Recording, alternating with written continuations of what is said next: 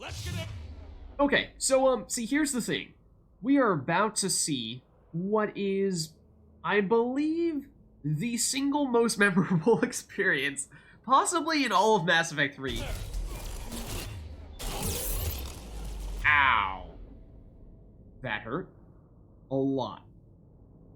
So, we need to make it, over there. We have a whole lot of cannibals in between us and our target. You know, we would love if... That's a friend, right? That's Javik? Okay, cool. We would love if we could get our shields back right about now. Because here come more amigos. Javik, if you could just, like, get some dark channels happening, that'd be lovely. This guy's probably just gonna go down. Yeah. And we can detonate that. Make them go boom. Then you, I mean, even a little custom shot might be sufficient. Shepard, I took care of those Ragni. Nice. Someone has to raise those maw hammers before you can use them. We're kind of busy, Rex. Lucky for you, I'm here. I'll handle it. So there's the Reaper.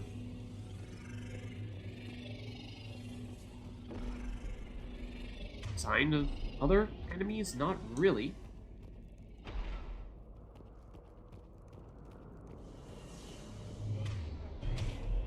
Doesn't sound good. Now we have the Phalanx, which is a new weapon that we picked up. It is something that you could potentially consider. I mean, it's a solid weapon. It's a solid weapon. It's not nearly as specialized as the Acolyte that we are currently using. It's a decent all-round pistol. So we could opt to take it, but I think we'll carry on with what we have. And let's save now.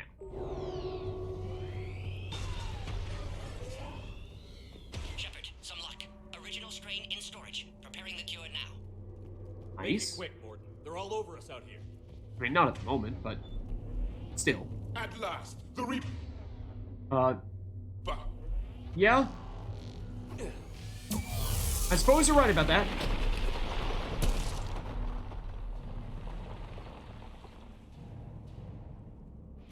Everyone all right? Fine here, mostly. I faced worse. Okay. Did we just get shot by a Reaper? Consider that practice. Wait for it. Reaper does seem very keen on trying to attack us, Right. Yes, Commander. but I'm a little concerned that it does appear to have charged up the shot. It is aimed right at our face.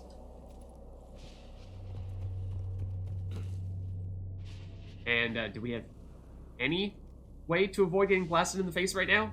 Because I'm not really seeing the way through here that excludes us running right out in the open onto a Reaper that is staring us straight back. Yeah. What could possibly go wrong? Okay, Shepard, I raised the hammers. You have to activate both of them. My advice is avoid the giant laser. Okay, sure.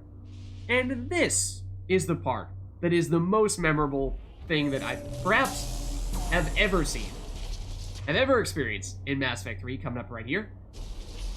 In my previous Mass Effect 3 playthrough, I was playing as an infiltrator, which meant I had the tactical cloak ability where I could turn invisible. We, of course, as an adept, do not have that luxury now.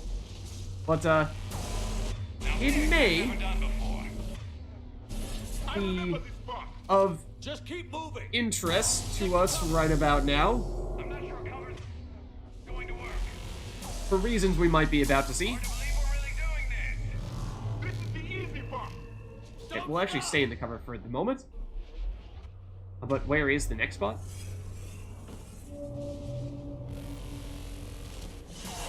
Ooh. What's up, Reaper? Don't mind us. Commander, this is Artemis Queen. We'll try to give the Reaper something else to shoot at. I knew they wouldn't give up. Here's our Turian friends.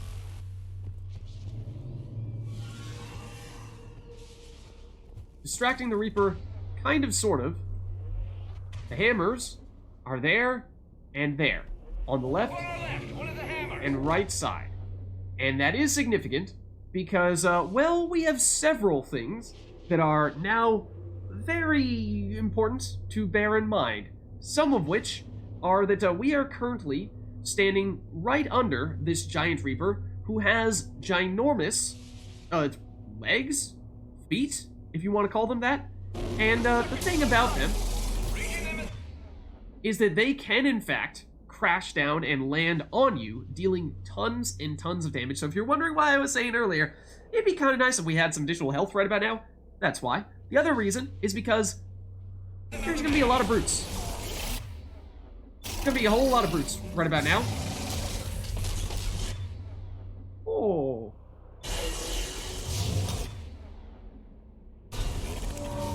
We are also not necessarily going in the right direction right now.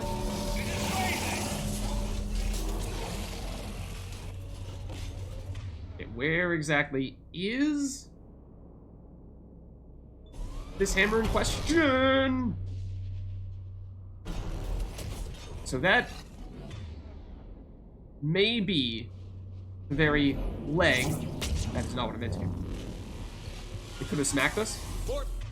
That's one hammer down. We need another. Both our teammates are down for what it's worth.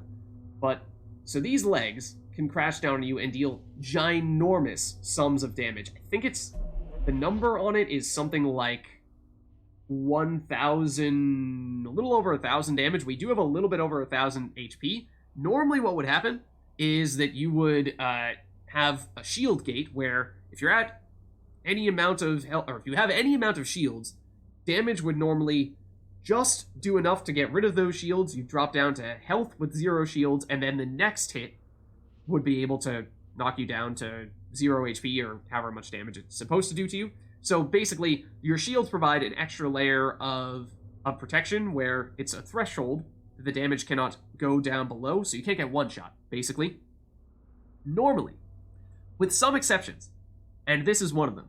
And that's why having additional shields or other defenses or things like that normally very helpful at times like this. Eve's vital signs dropping. Trying to compensate. And that brute just hit us, Second hammer's on the other side. which means that our shield gate went down. It also brought back our teammates, for what it's worth. Second hammer going. There's a Reaper in my way, Rex. But we're running. Ooh. That is the leg that went right next to us. So remember that it can go through shields. And so that means that, technically speaking, like if we look at our... right here, it doesn't tell us how much health, what our current health is. It's like we technically might be able to get one shot right now. If we weren't about to get this. Get back to the truck. I'll take care of the cure. So if you hang around there for too long, brutes continue to spawn and you can get completely overrun by them. So being able to poke with an infiltrator is very useful in that instance. But speed is key.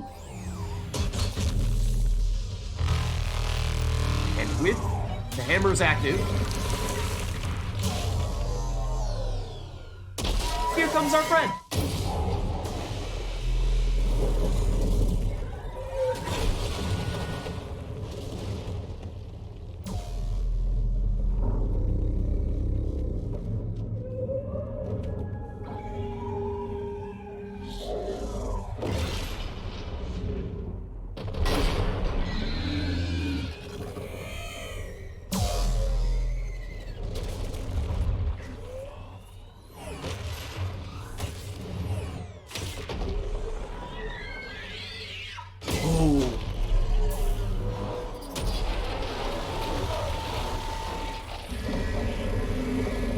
And the Reapers, they may be strong, but sometimes pressure maws are stronger.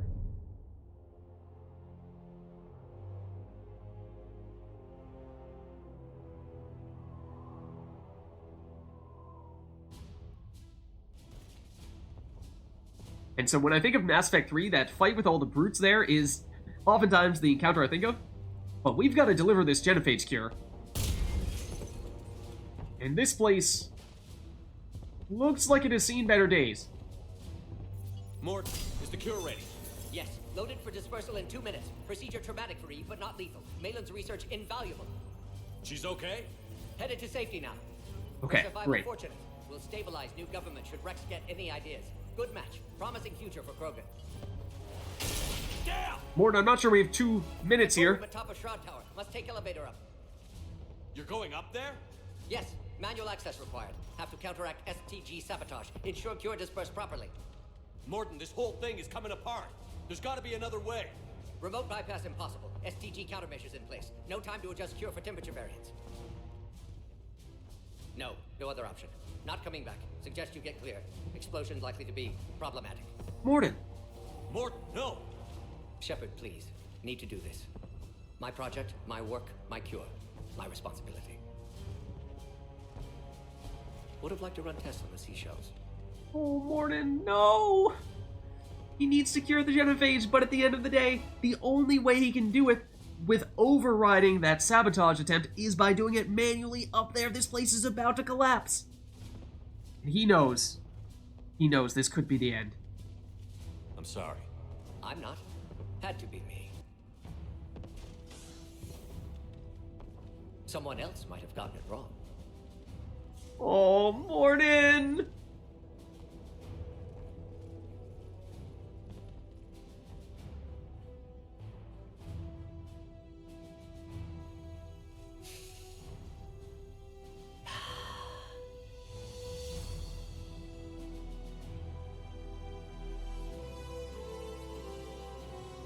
Warning, temperature malfunction detected. Warning, temperature malfunction detected.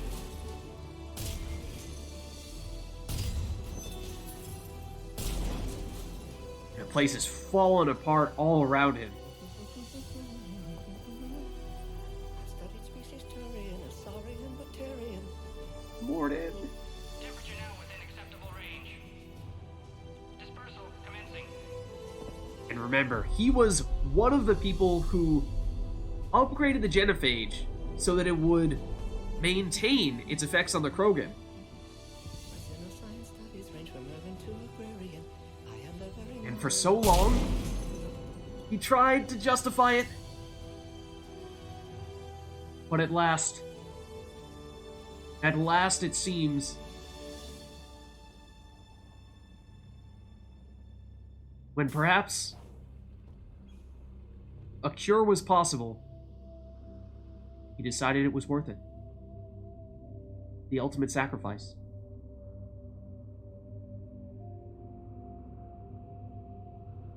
And now,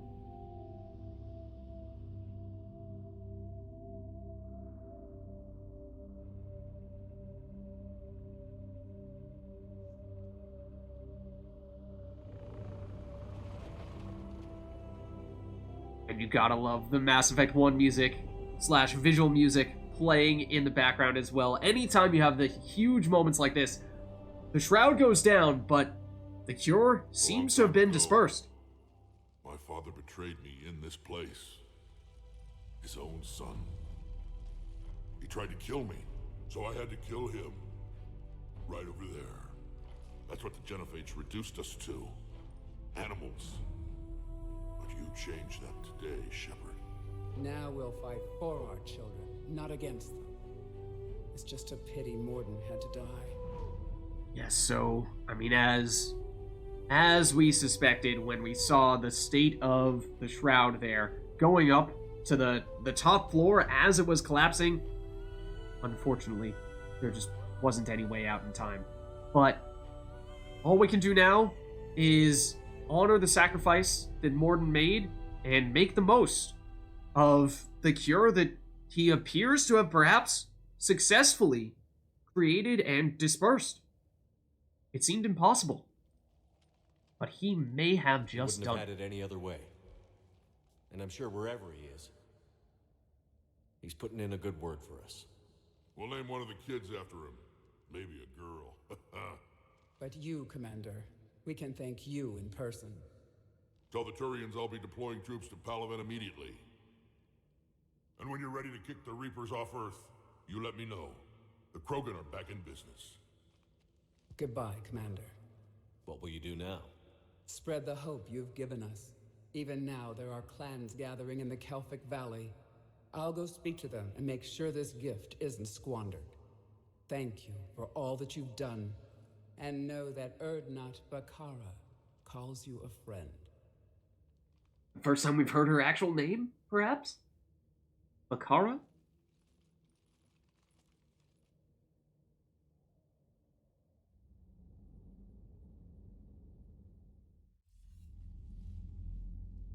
Hell of a thing you just pulled off, Commander. Curing the Genophage?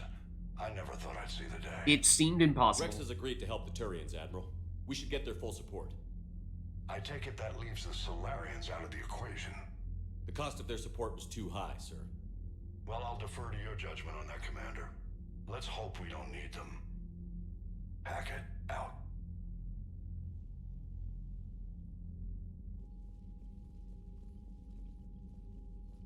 Commander, Erdnot Rex has begun sending troops to Palaven. You kept your end of the bargain, and now I'll keep mine. The Turian hierarchy will stand with humanity against the Reapers. And with that, the single thing that was perhaps the most impactful on the history of all of the species that we have come to know and love in our Mass Effect playthrough here, the Genophage, so divisive, used initially to slow the Krogan population growth and prevent them from taking over the entire galaxy, had become something that was going to be a barrier, preventing us, perhaps, from taking on the Reapers, or at least getting the Krogan support to take on the Reapers, and now, somehow, some way, we have found the cure. And with having done that, the Krogan have now agreed to help the Turians, which means the Turians have now agreed to help the humans. I'm glad we can help each other out. It's the only way we're going to defeat the Reapers. That much is certain. To that end, several dry dock ships are ready to help build the Crucible. Garrus will coordinate them. Yes, sir. And when the time comes to deploy it, the full measure of our fleet will be there for Earth. May the spirits watch over us all. I'll start managing Turian support right away, Shepard. You must be exhausted. Morden dying. It can't be easy. I'll sleep when I'm dead. We both know you need a clear head to win a war. There's no room for mistakes here. You should catch some shut-eye. I'll make sure Joker doesn't launch any suicide missions. Thanks, Garrus. Anything happens, you let me know.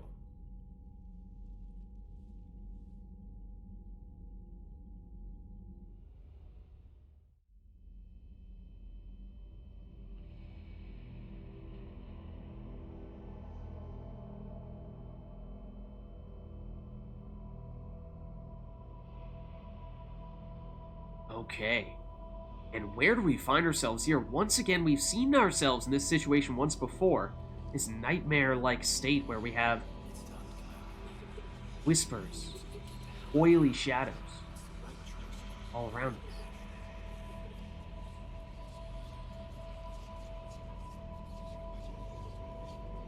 Humming sounds. Remember this experience and whispers from people that were friends, loved ones, some of whom we've lost.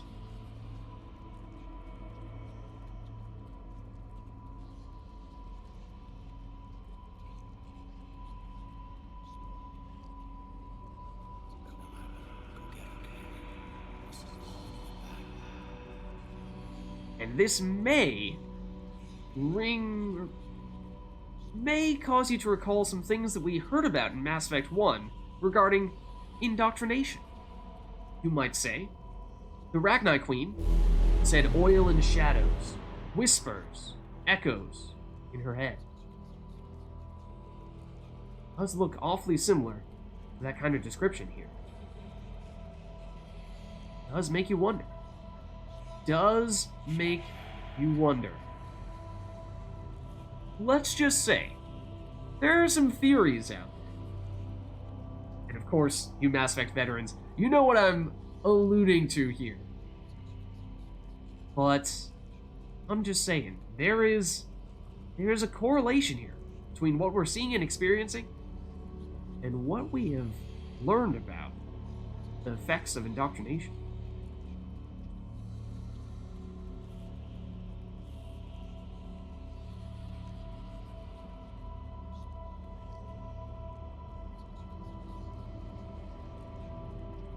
Now, admittedly, I am, okay, I was about to say, I'm pretty sure we're not going in the right direction.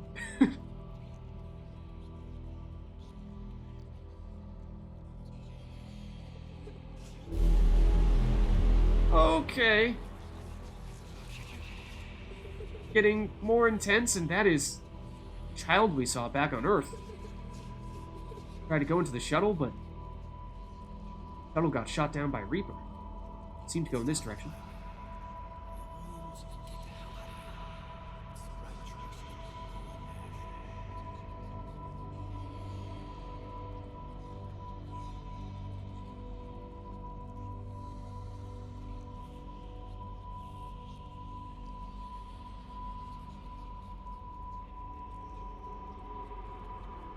There he is. Okay. See, so we may have just missed him on several occasions. That might be why we keep on going outside the range of this area and getting reset a bit. That's, I think, where we're looking to kill. Look at that! All of these ghost-like shadows, shades, what appear to be people or aliens of some variety.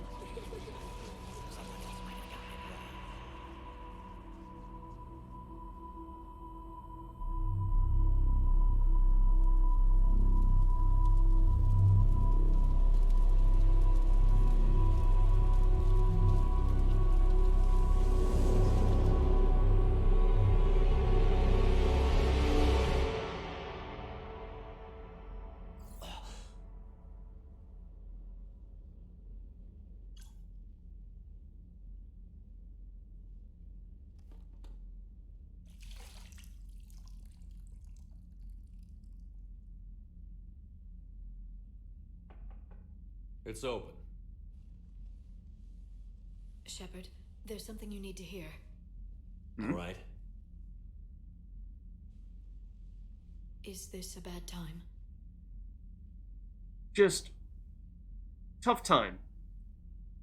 Certainly, I mean, after losing Morden, and you can just see, you can feel the stress that is building on Shepard's shoulders. Thinking of some friends who aren't around thanks to this war. That's thanks to the Reapers, not you. Are you thinking about anyone in particular? Ooh. Aiden, everyone else? I mean, some of those lines that we heard, as I said, were definitely lines from people who once upon a time were teammates of ours. We heard some from Morden. There may have been some there from Caden as well. Caden, back on Vermeer. He died buying us time to defeat Sovereign. Seeing what we're up against now, you might think his sacrifice was in vain. You know Caden would never think that. Yeah. That's one more reason I miss him. Didn't you have something for me? The Solarian Counselor has an urgent matter. Let me guess. She called the comm room? The Council must be taking the Crucible seriously. I'll see you downstairs.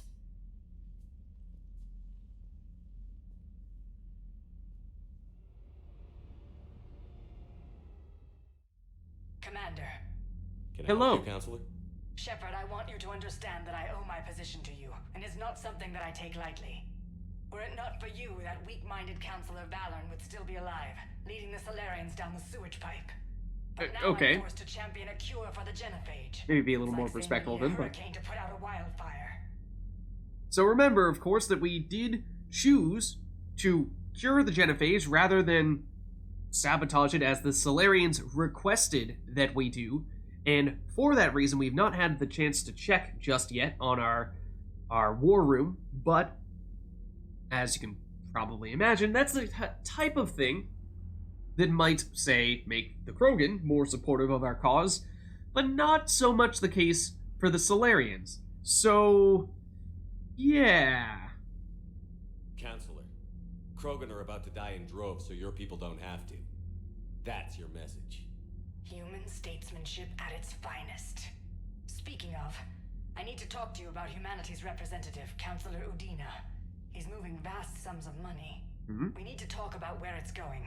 From what I can tell, you won't like the news. Come see me next time you're on the Citadel. Ishil out. Commander, Admiral Hackett's available on VidCom. Okay. So we got some morality points there, some credits as well. We're getting kind of loaded right now. But other than that, Hackett is also available to talk. Before we do that, let's take a quick look at our war assets over here. Because as I was saying, after having completed that mission there, a lot has changed. On the Alliance side of things, we did pick up some things when we were scanning some planets. I think the 103rd Marine Division being one of them.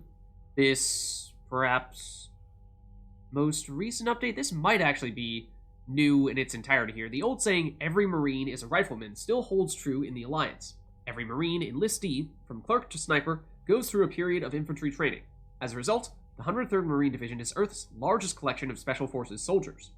Officers from notable battles, such as the Skyllian Blitz and the First Contact War, run harsh training exercises in a variety of environments, insisting the Marines be prepared to storm any breach on any planet. This training has been useful in the Reaper War, as the 103rd can be fighting in an Arctic desert one week, crawling through jungles the next. And then we do have some updates here. So, sometimes we will find that we will acquire war assets, or we'll do things to acquire war assets, and yet they won't necessarily show up here in the war room until we've gone a little bit later on in the game, and so that may have been the case here. This 103rd may be entirely new, I don't recall, but at the very least, we do have these updates to them, and so we may have kind of gotten them all in one fell swoop, is basically what I'm saying. Nicknamed the Bridge Burners, Team Zeta are combat engineers who specialize in destroying enemy fortifications in hostile territory. This tight-knit group of men and women are respected for their knowledge, renowned for their tenacity, and infamous for their enthusiasm. And then biotic students from the Grissom Academy have joined the 103rd Marine Division as a support unit. The students focus their biotics into barriers that shield the Marines and help control the flow of the battlefield. So that's an example of, that is, well, obviously, in response to what we did in Grissom Academy, and so we got the update for this, even though Grissom Academy we did a little while back. Oh, there's more, though, that's new to us. Let's see. Like the Arcturus 1st Division. The Arcturus 1st Division is a volunteer army of civilians, paramilitary forces, and reserve soldiers who have banded together to stop the Reaper occupation of the planet Benning. To avoid detection by Reaper forces, its members operate in cells, never staying in one place for long. A handful of Alliance officers are coordinating the 1st Division, sharing intel and sending supplies to the Resistance soldiers. A few Alliance squadrons have been spared to support Benning's makeshift army with trained soldiers. So this is presumably something that is in response to what we did on Benning, where we had one of those Cerberus missions. And other than that, ships. But that seems like it for the Alliance. Krogan, that number is a lot bigger than it was before. A whole lot bigger than it was before. So I assume we've read the overarching idea on the Krogan there. So new is the Krogan clans, which is 300 points right there. Centuries of Krogan infighting abruptly halted with the news of a cure for the Genophage. With their future restored, Tuchanka's clans have united in a show of force not seen since the Rachnak War. The clans have also been stockpiling weapons of mass destruction for decades. Thankfully, their full destructive force can now be turned on the Reapers instead of Tuchanka. Their strength, size, and regenerative powers make the Krogan ideal shock troopers. So that's huge, and then Clan Urdnot is also 300 points. Clan Urdnot has become the unofficial, but uncontested, representative body of Krogan power to the rest of the galaxy. Within the rest of the decade, Urdnot's warriors have either absorbed or wiped out clans Nakmor, Jurdon, Quash, and even the legendary ferocious Clan Rake.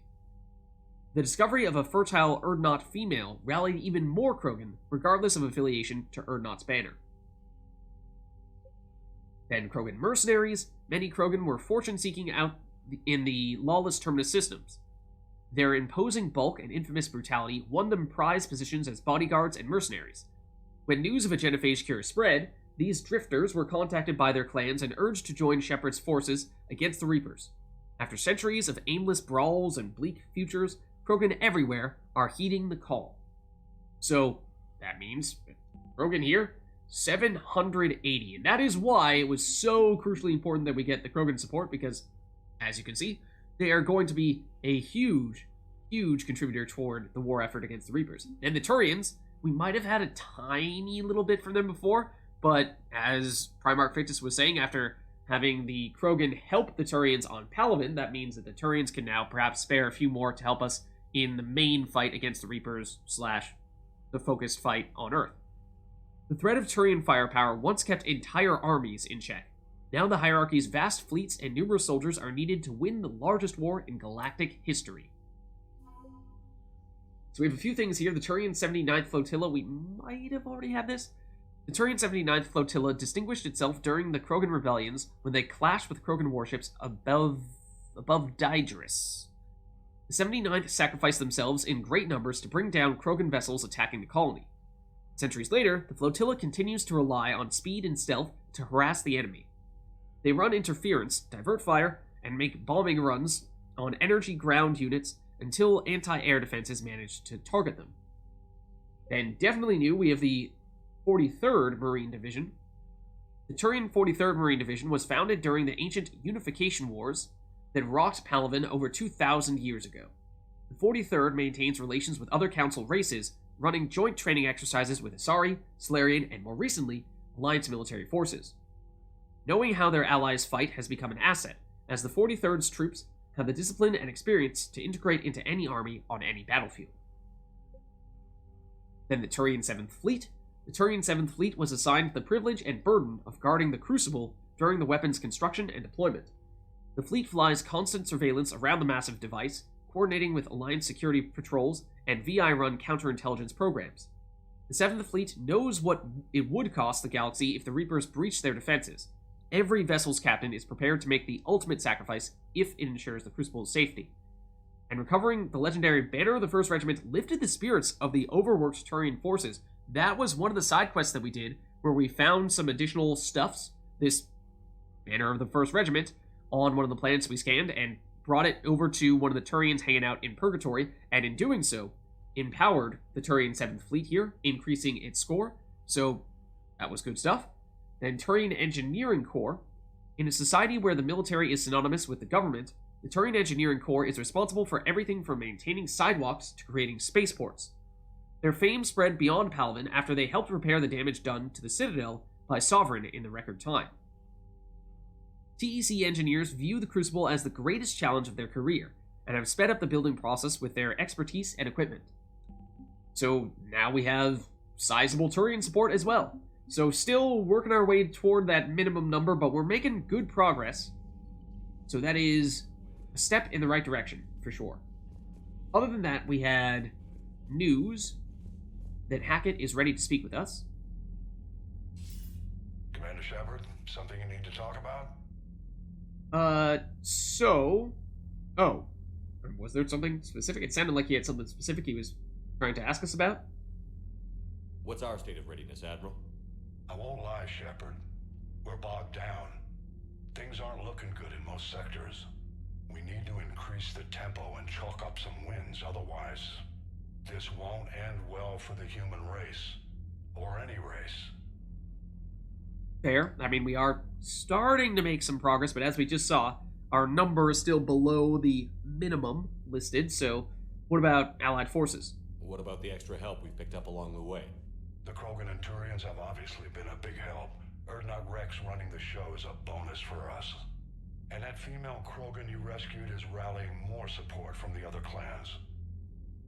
Okay, definitely a good sign as well. What about the Solarians? Because we may have made them kind of mad at us. How about the Solarians? Interesting wrinkle. We've been getting getting back channel commitments from the strike teams within STG. They're promising to back us. Sorry. Even after I cured the Genophage? Our intel suggests there are cracks developing between the military and the politicians.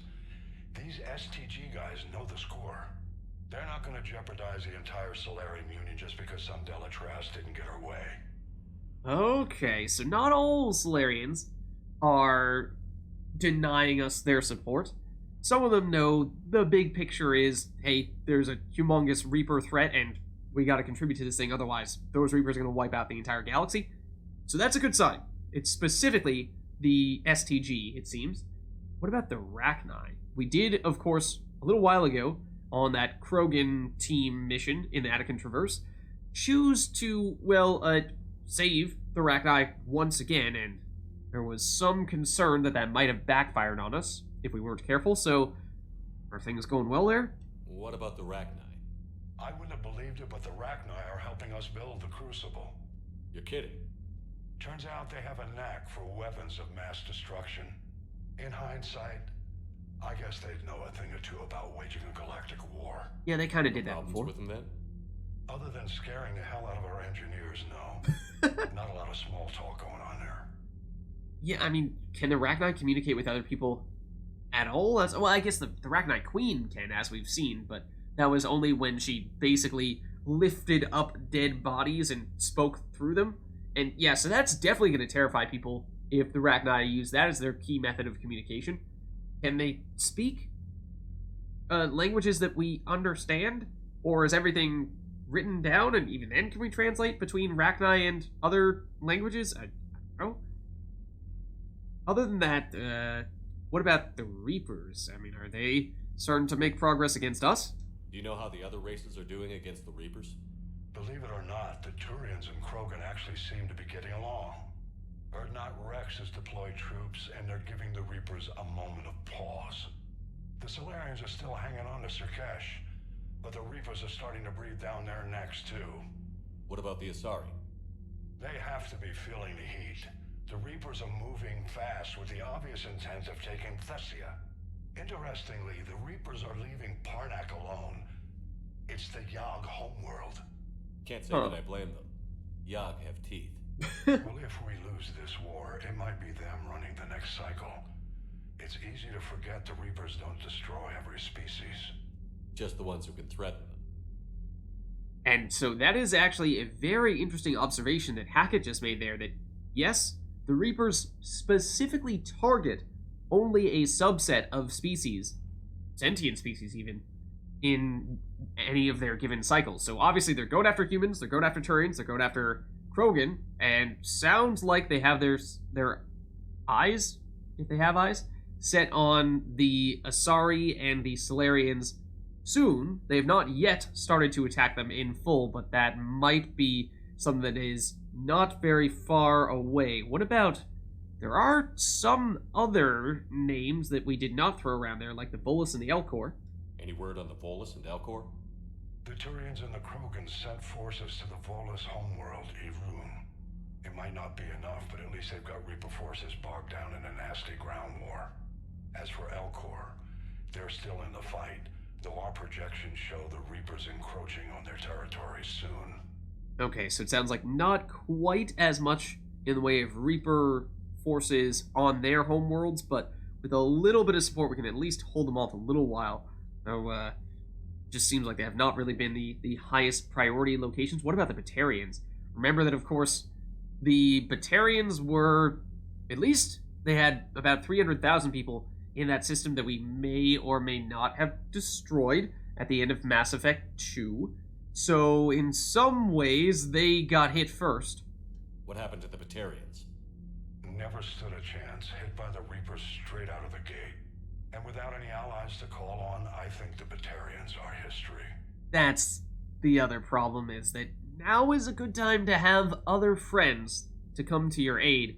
And the Batarians have not exactly done much to get additional allies. So they got hit first, they got hit hard, and they didn't have anyone coming to help them out, and so, as Hackett said, it may mean that the Batarians are done and dusted. For what it's worth, remember those cannibals, which are some of the most common Reaper forces that we face, are converted Batarians, primarily. So, yeah, that just goes to show you how many Batarians they've already taken. What about the Quarians and the Geth, though? We really have not seen or heard much from either of them. Have we heard anything from the Quarians or Geth? Something might be brewing near the Geth border, but our intel is sketchy. News is getting harder to come by as things get worse.